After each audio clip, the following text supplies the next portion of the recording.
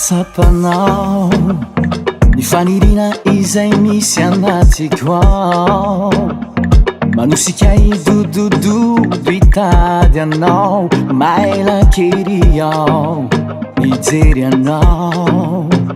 Fifaliko ny anao izay asambatra anao ry tiako, tsy nafiafy manome fianao no tiako, ianao mantsy no antompisiko.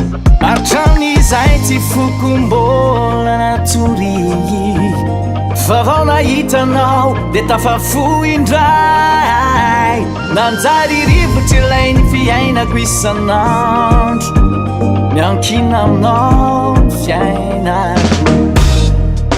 Alaiko anao wana manokana tiako, alaiko anao wana mandrakizay, alaiko anao wana manokana tiako, alaiko anao wana mandrakizay.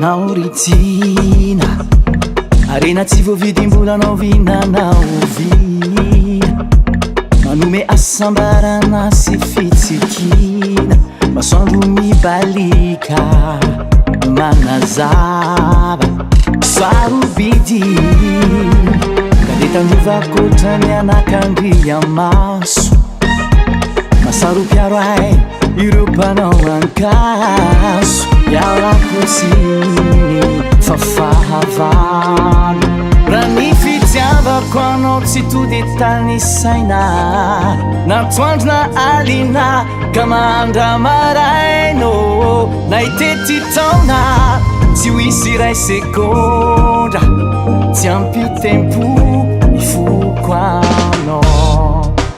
Alaiko anao wana manokana tiako, alaiko anao wana mandrakizay, alaiko anao wana manokana tiako, alaiko anao wana mandrakizay. Msoje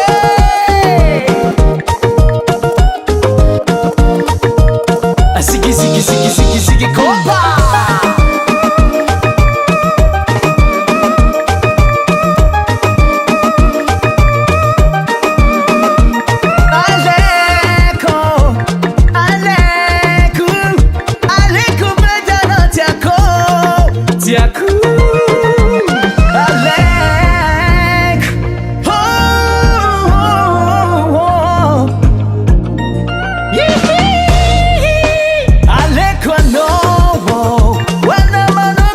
Tiako